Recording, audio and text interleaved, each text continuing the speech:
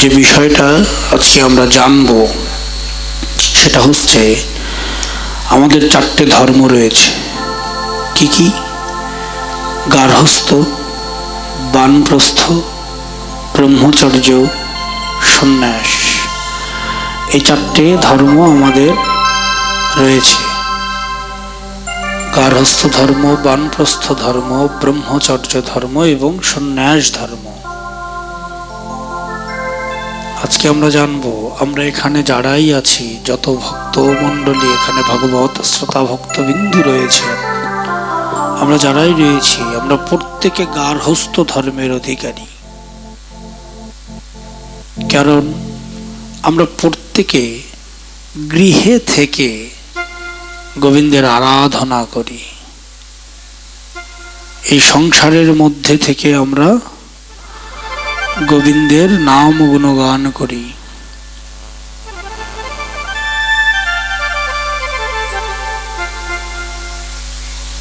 এটা গার্হস্থ্য ধর্ম। এই গার্হস্থ্য ধর্ম নিয়ে ভাগবতের অষ্টম স্কন্ধে সুন্দর কিছু ব্যাখ্যা দিয়ে রেখেছেন।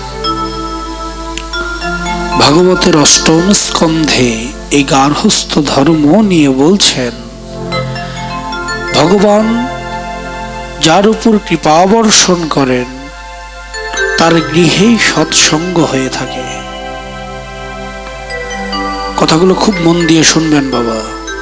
ভগবান যার উপর কৃপাবর্ষণ করবেন, যার উপরে তার কৃপা দৃষ্টি থাকবে, যার উপরে তার আশীর্বাদের হাতটা থাকবে, তিনি ঘরে থেকেও ভগবানের দর্শন পাবেন। গার্হস্থ্য আশ্রমের ভক্তির বাহক নয়, ইহা হচ্ছে ভক্তির সাধন।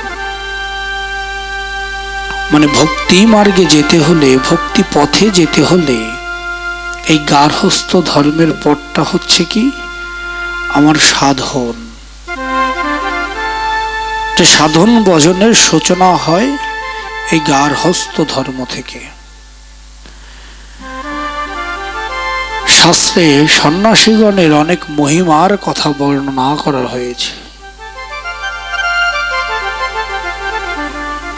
এই যে যত সাধু সন্তা, যত মহর্ষি যারাই ছিলেন, যারাই রয়েছেন, বা যারাই এই কলির পাবন অবতার হিসেবে এসেছেন, তারা প্রত্যেকেই কিন্তু গার্হস্থ্য ধর্মের অধিকারী ছিলেন।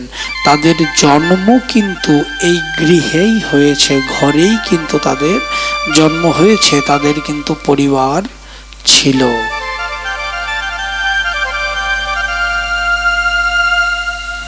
ভাগবতের অষ্টম স্কন্ধে বলছে,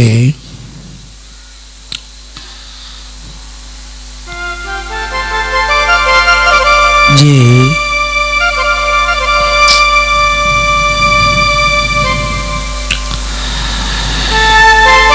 এই গার্হস্থ্য আশ্রম, এই যে গার্হস্থ্য আশ্রম, এই গার্হস্থ্য আশ্রমেই প্রত্যেকটা মুনি ঋষিদের, প্রত্যেকটা সাধু সন্ন্যাসীদের জন্ম হয়েছে। তারপরে তারা বিভিন্ন আশ্রম, বিভিন্ন মঠ, বিভিন্ন পথ তারা তৈরি করেছেন।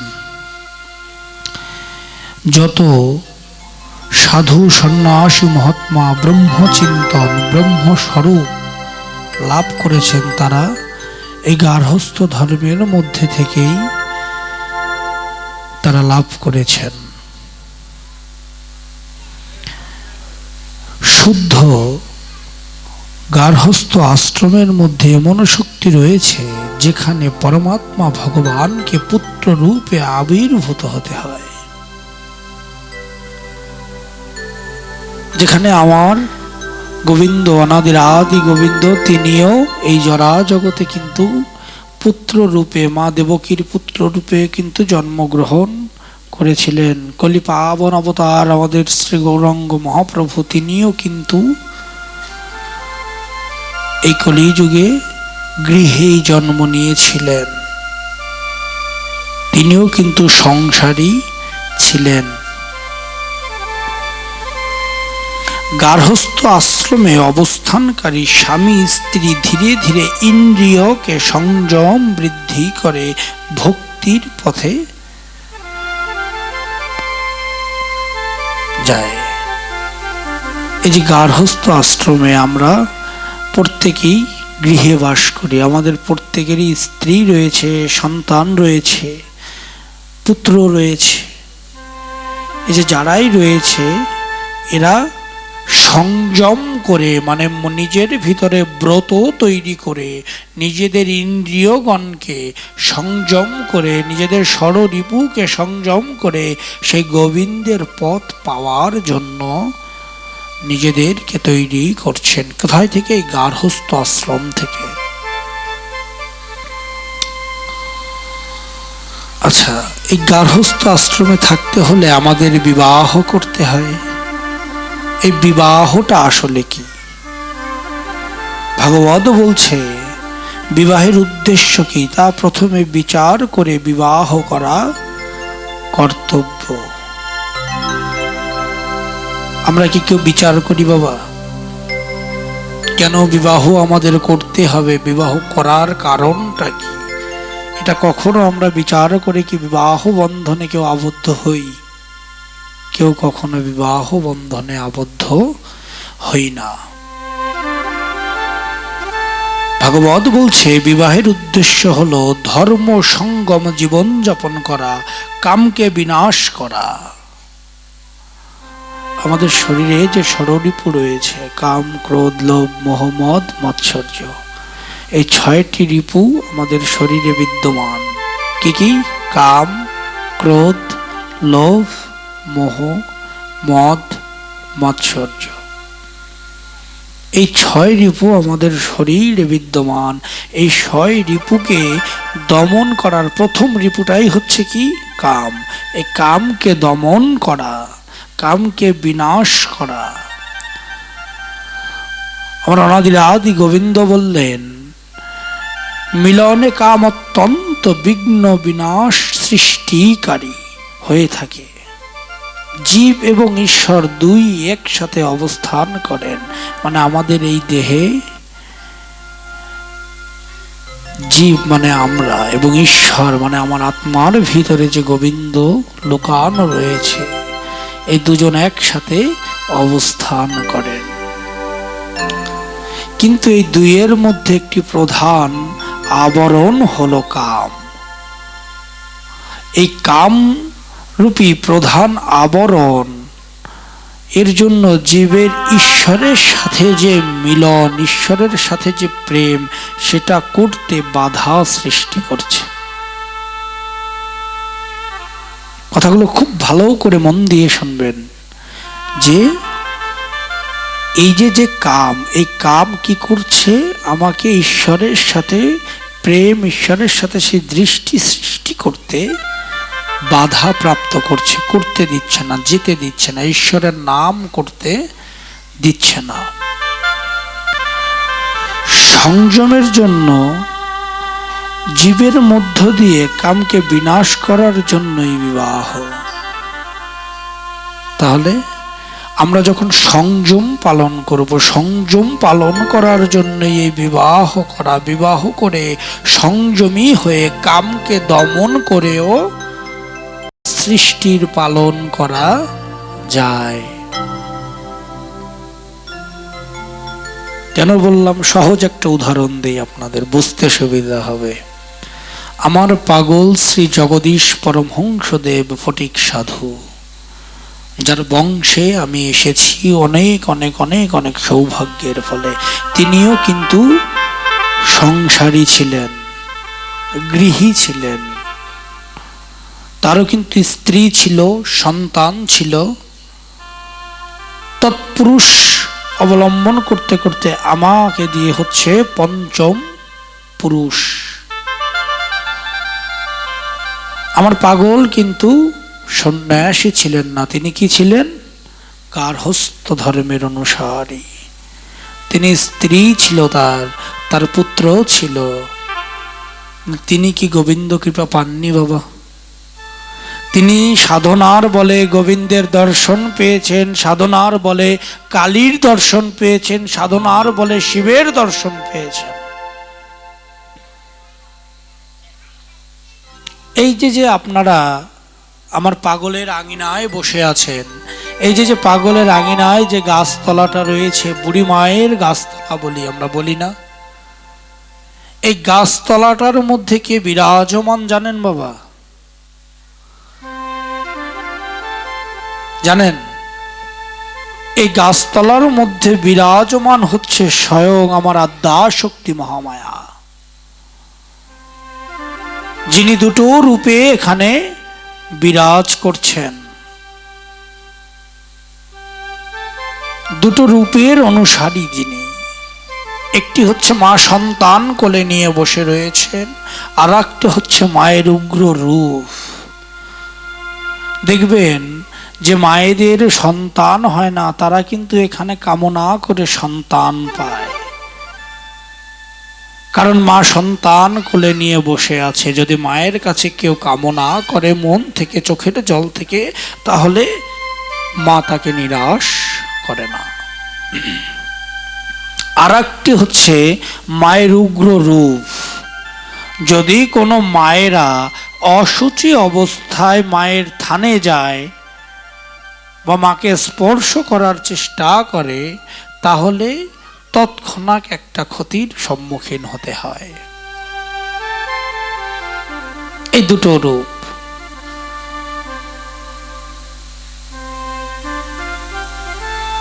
আমার পাগল শ্রী জগদীশ পরমহংসদেব মাকে এখানে রেখে গেছেন কিসের জন্য?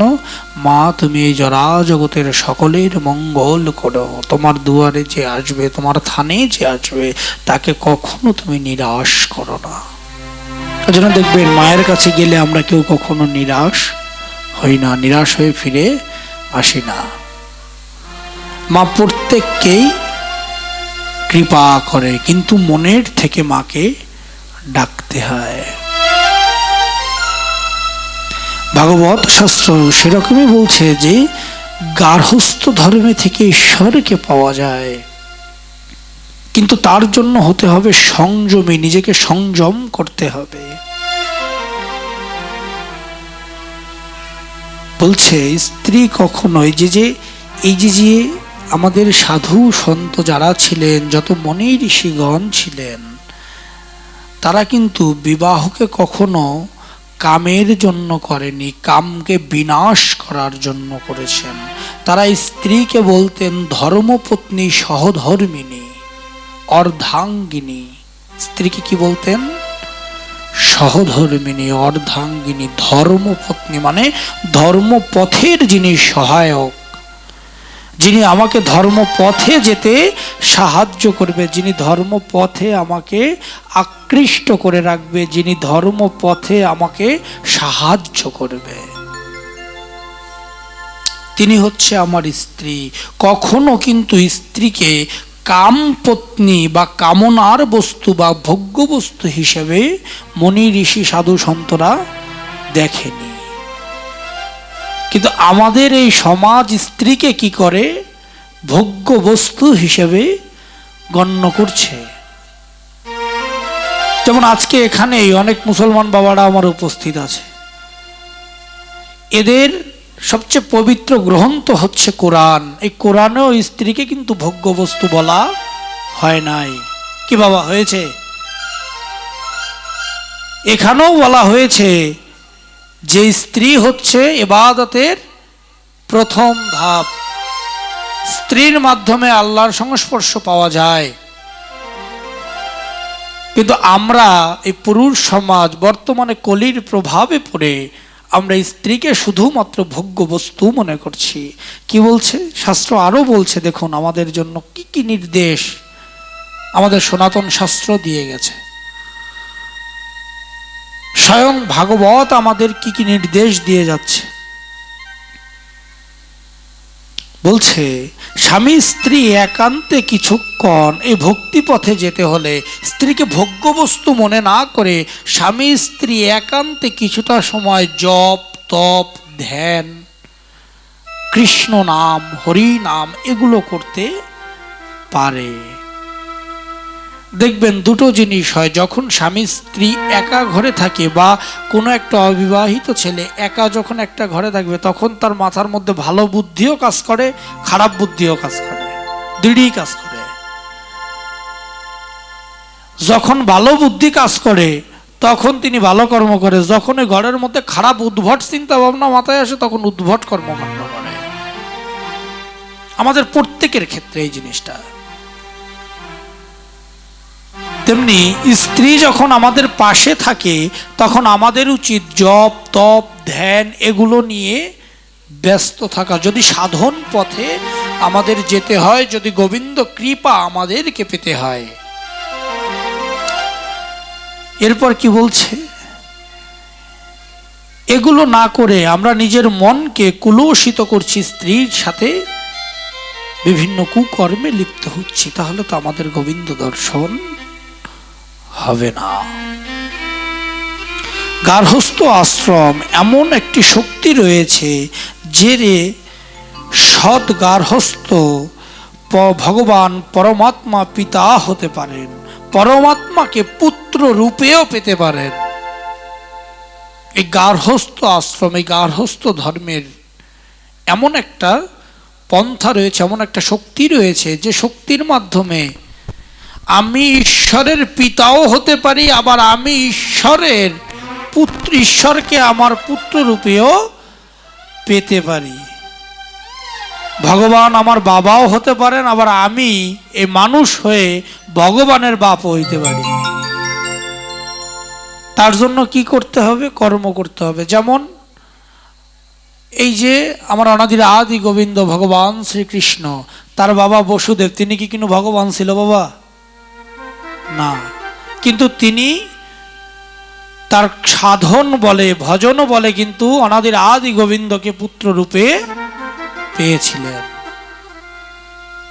এই যে আমার চৈতন্য মহাপ্রভু, আমার চৈতন্য মহাপ্রভুর যিনি পিতা শ্রী জগন্নাথ মিশ্র মহাশয়, তিনিও কি কোনো ছিলেন? ভগবান ছিলেন না। তিনি তার সাধনার মাধ্যমে, তিনি তার যোগ বলের মাধ্যমে এই কলি পাবন অবতারকে পেয়েছিলেন, তার পিতা হওয়ার সৌভাগ্য অর্জন করেছিলেন।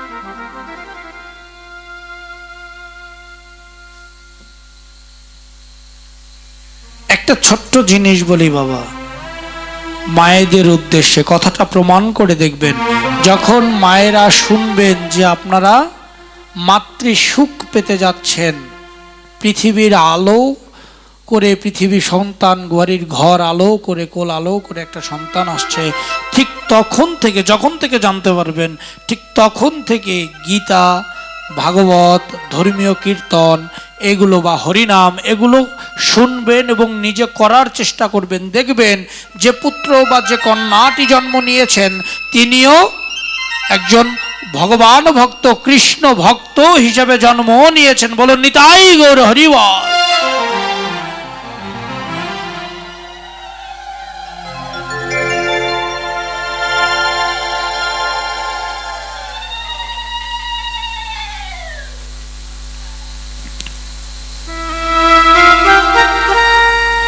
আমার এই দেহ,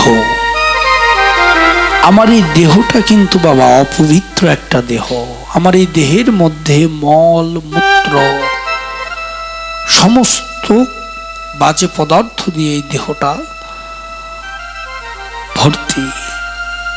এই দেহ কিন্তু দেখানোর যোগ্য নয়। দেহের মধ্যে দেহি যে পরমাত্মা আছেন, সে পরমাত্মাই হচ্ছে একমাত্র সুন্দর।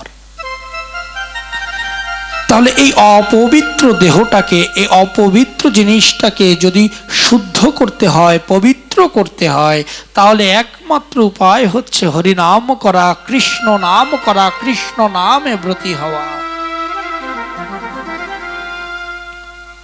ভগবান কাউকে অধিক ধন দেন, আবার কাউকে কম দিয়েছেন, কিন্তু সবাইকে একটি জিনিস পরিপূর্ণভাবে দিয়েছেন, সেটা হচ্ছে মন, সেটা হচ্ছে চিন্তা করার মানসিকতা, মস্তিষ্ক। কিন্তু আমরা কেউ সেই চিন্তাটাকে সঠিক উপায়ে করি না। ভগবান আমাদের এই মনটাকে দিয়েছেন, কিন্তু এই মনে মন্দ চিন্তা করার জন্য আমরা সদা ব্যস্ত থাকি, কিন্তু কেউ কখনো এই মন্দ চিন্তাটাকে মন থেকে বাদ দিয়ে সুচিন্তায় মনটাকে মনোনিবেশ করাই না। এই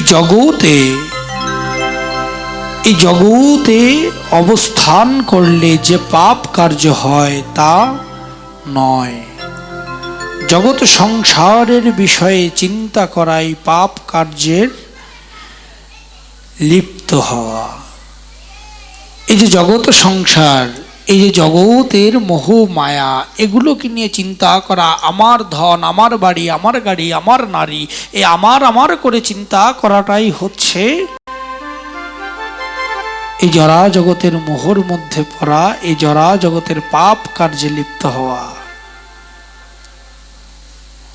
এই মন দ্বারা যদি, এই অশুদ্ধ মনকে যদি আমরা ভগবত চিন্তার মাধ্যমে ব্রতী করি, এই অশুদ্ধ মনটাকে যদি ভগবত চিন্তার মধ্য দিয়ে ব্রতী করে দেই, ভগবত চিন্তা করি, গোবিন্দের নাম করি, তাহলে এই সমস্ত জরা জগতের বন্ধন থেকে মুক্তি লাভ করা যায় এবং ভগবত দর্শনের মাধ্যমে আমার গোবিন্দের চরণ পদ্ম পাওয়া যায়। তাই গৌর হরি বল।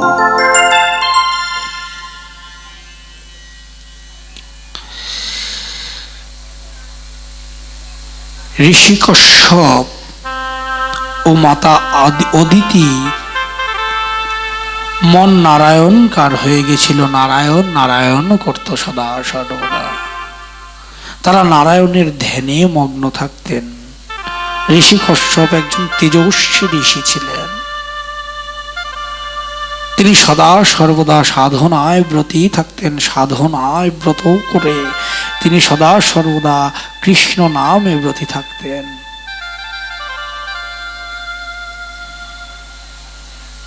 একবার এই কশ্যপ মুনি এবং মাতা অদিতির ইচ্ছে হয় যে ভগবানকে তাদের পুত্র রূপে পেতে, সাধনার মধ্যে দিয়ে।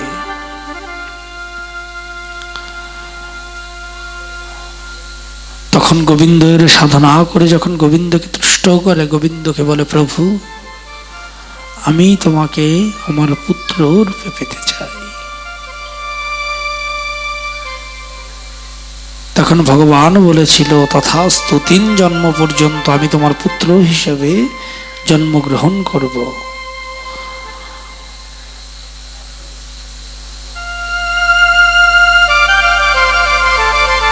ভগবান তার কথাও রেখেছিলেন।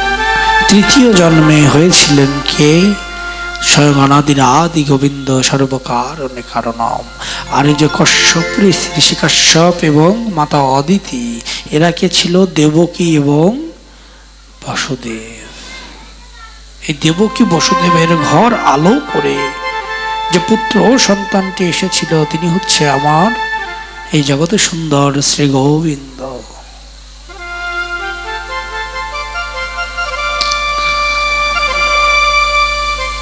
একদিন স্বামী শঙ্করাচার্য মহারাজকে একজন জিজ্ঞাসা করেছিলেন যে, প্রভু এই সংসারে আমার শত্রুকে এবং আমার মিত্রকে,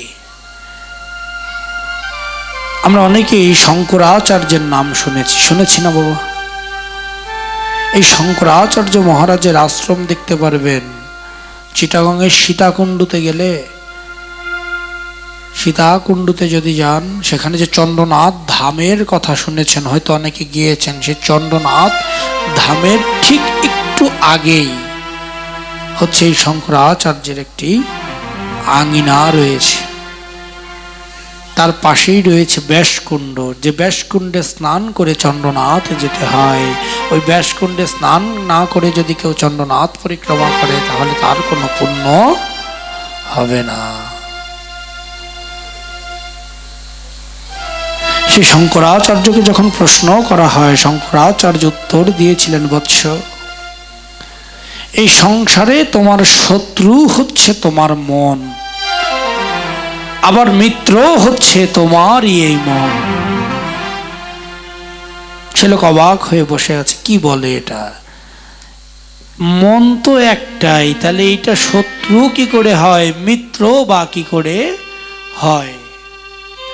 তখন বলছে, যে মন মন্দ এবং অশুভ চিন্তা করে, অশুভ কার্যে লিপ্ত করতে তোমাকে বাধ্য করে, সেই মনই হচ্ছে তোমার শত্রু। আর যে মন সদা সর্বদা হরি কথা বলে, কৃষ্ণ কথা বলে, কৃষ্ণ গুণ গায়, সেই মন হচ্ছে তোমার মিত্র। এই অশুদ্ধ অপবিত্র মন হচ্ছে আমার শত্রু, আর যে মন আমাকে সদা সর্বদা হরি কথা বলায়, সে মন হচ্ছে আমার মিত্র। এই জগতের মায়া ভুলে যদি ভাগবত স্মরণে তন্ময় হওয়া যায়, এই ভাগবত ব্রত পালন করা যায়, মনুষ্য জন্ম নিয়ে মনুষ্য কুলে এসে গোবিন্দ নাম করে মনুষ্য জন্ম ধন্য করা যায়, তবেই ভাগবত কৃপার মাধ্যমে গোবিন্দ দর্শন পাওয়া যায়। সাধারণ মানুষের মন বিষয়াকার হয়ে আসক্ত, এই বিষয় বাসনার মধ্যে আসক্ত, কিন্তু এ মন কখনো শ্রীকৃষ্ণকার হয়ে থাকে না। আমাদের সর্বদা চেষ্টা করতে হবে আমি যেন সদা সর্বদা কৃষ্ণময় হয়ে থাকি, কৃষ্ণ চিন্তা করি, কৃষ্ণ ভাবনা করি, কৃষ্ণ গুণ গাই। ভগবান তো স্বয়ং প্রকাশ, এই প্রকাশিত আছেন ভগবান সদা সর্বদা। যেমন এখানে এখন হরি কথা হচ্ছে, কৃষ্ণ কথা হচ্ছে, এইখানেও গোবিন্দ বিরাজ করছেন। এই যে আকাশ বাতাস তরুলতা, এখানেও গোবিন্দ বিরাজ করছেন। প্রত্যেকটা জায়গায় আমার গোবিন্দ বিরাজমান।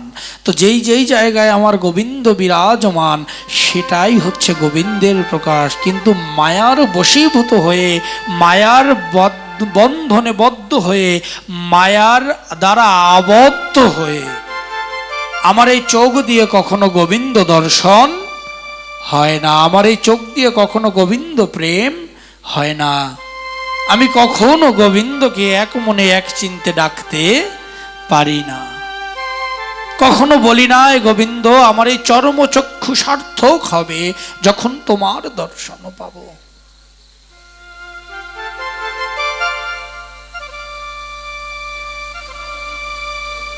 ভগবানের কোনো জন্ম হয় না, তিনি শুধু আবির্ভূত হন জগৎকে রক্ষা করতে, সৃষ্টি করতে, জগৎকে প্রতিপালন করতে, ধর্মের পুনর্স্থাপন করতে। যখন সেটা তার সাধ্য হয়ে যায়, শেষ হয়ে যায়, তখন তিনি নিজ ধামে আবার গমন করেন।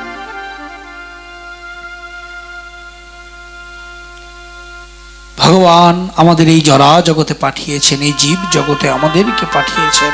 এই জীব জগতে আমাদের অনেক কর্ম, অনেক ভাবনা, অনেক জ্ঞান। পৃথিবীর সবচেয়ে শ্রেষ্ঠ জীব বলা হয় এই জরা জগৎকে।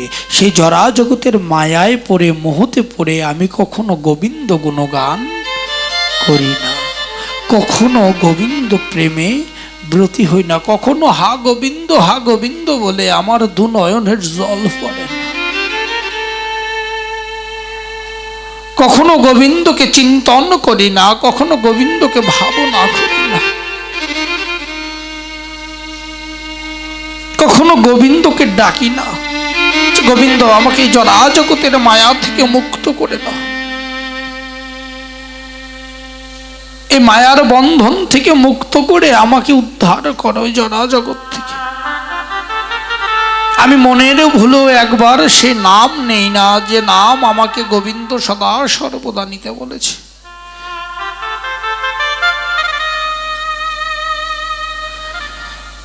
যে নামে মাতোয়ারা হয়েছিলেন আমার গৌরাঙ্গ গোসাই, যে নামে মাতোয়ারা হয়ে কলির জীবকে দিয়ে গেছেন, সেই 16 নাম 32 অক্ষর যে তোমরা সর্বদা নাম করো, এই নামেই মুক্তি মিলবে, কিন্তু আমরা সেই নাম করি না।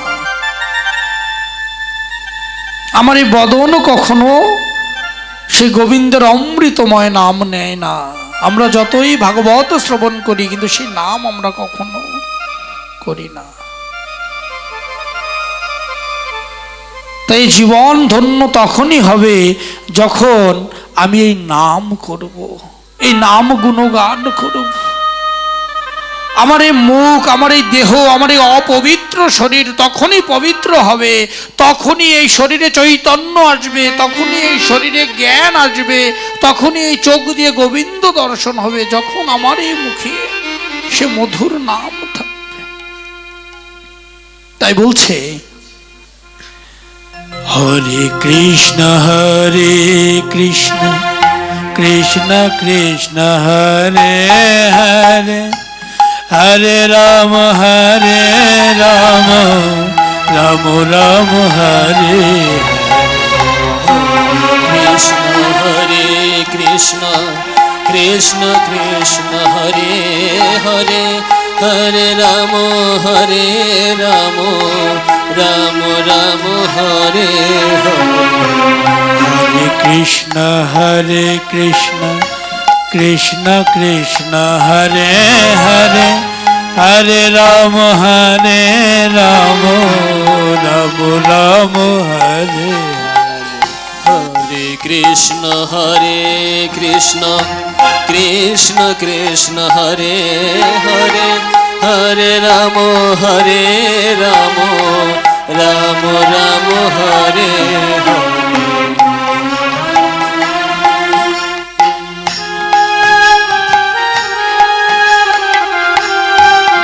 মধুর নাম কৃষ্ণ নাম আমার বদনে আসে না। তাই সকলে মিলে আমরা এখন সেই নাম করি, যে নামে আমার মুক্তি মিলবে, যে নামের মাধ্যমে আমার গোবিন্দ দর্শন হবে।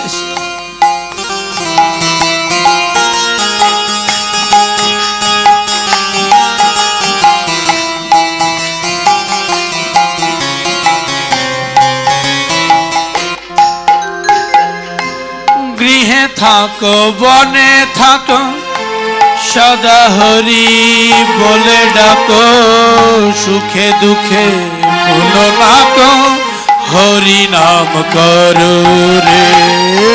গৃহে থাকো বনে থাকো, সদা হরি বলে ডাকো,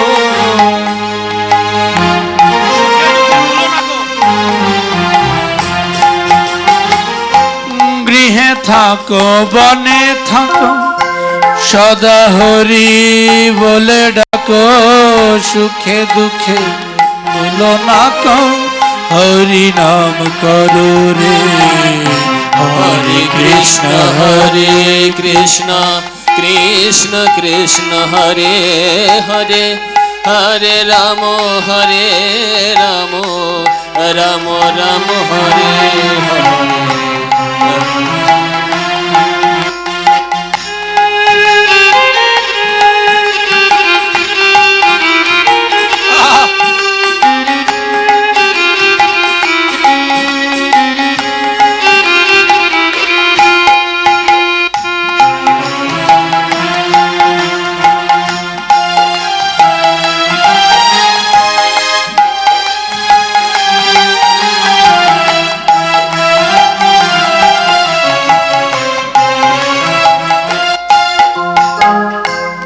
মায়া জালে বদ্ধ হয়ে আছো মিছে কাজ লয়ে, এখন চেতন পেয়ে রাধা মাধব বলো রে।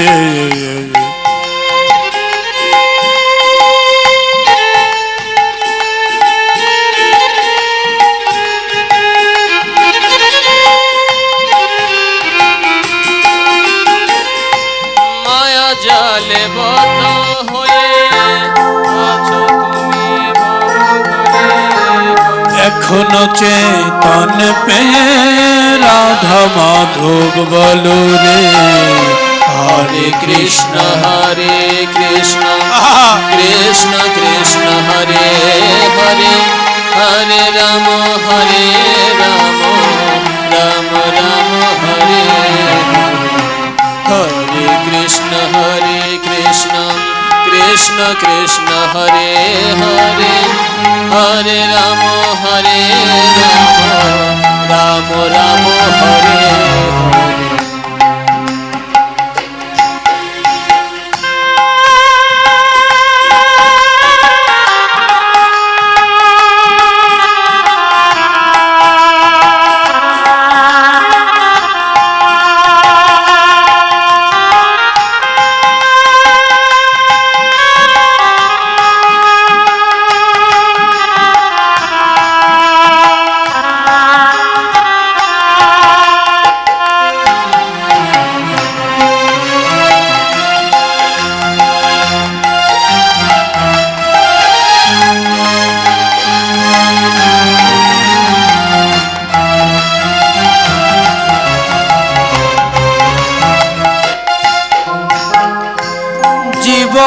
হইল শেষ না ভজিলে ঋষিকেশ ভক্তি বিনা উপদেশ রাধা মাধব তোরে।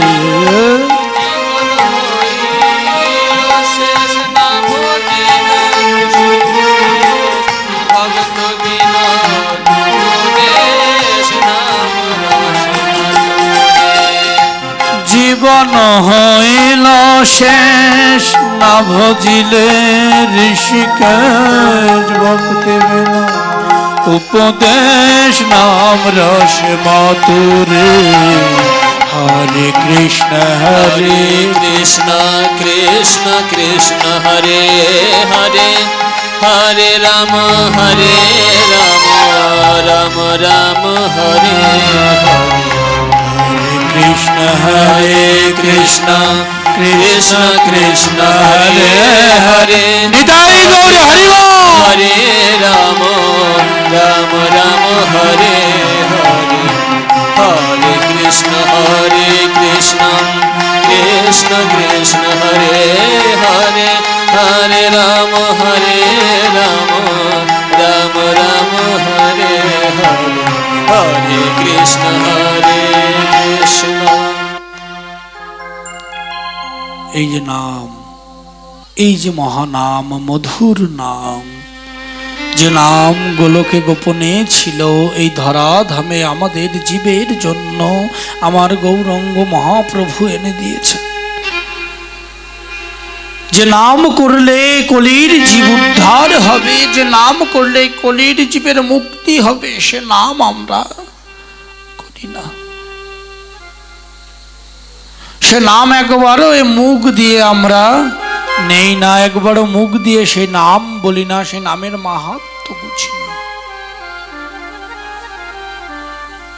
কাঠের মধ্যে অগ্নি রয়েছে, কিন্তু সেই অগ্নি প্রকাশ করার জন্য কাঠের উপরেই অগ্নির স্থাপন করতে হয়।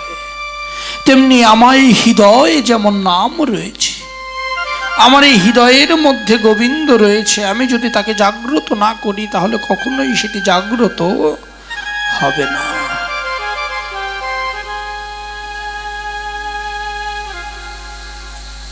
প্রতিটা মুহূর্তে আমরা পাপ কার্যে লিপ্ত হচ্ছি, প্রতিটা মুহূর্তে আমরা পাপের সমৃদ্ধি বাড়াচ্ছি, কিন্তু কখনো আমরা সেই পাপ কার্য থেকে নিজেদেরকে বিতাড়িত করতে পারছি।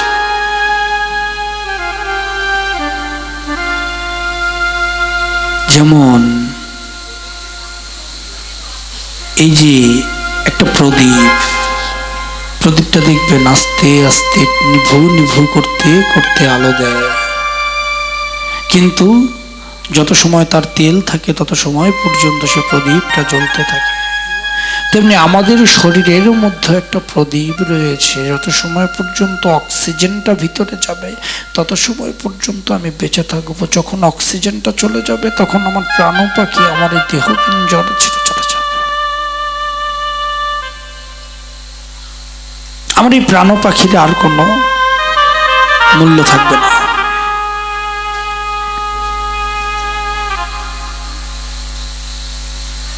একটি ফুলের মালা দিয়ে যেমন গোবিন্দ পূজা করা যায়, তেমনি চর্মচক্ষু দিয়ে গোবিন্দ দর্শন করা যায়, কিন্তু তার জন্য ভিতরে ভক্তি প্রেম এগুলো থাকা বাধ্যতামূলক।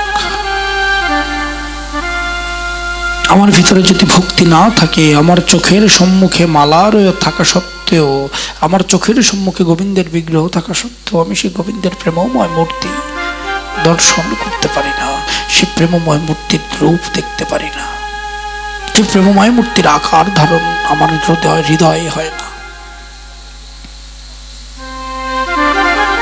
আমার এই দু চোখ শুধু নেশার দ্বারা আবদ্ধ, কিন্তু আমার এই দু চোখ দিয়ে কখনো গোবিন্দ দর্শন, গোবিন্দ প্রেমের চিন্তা আসে না।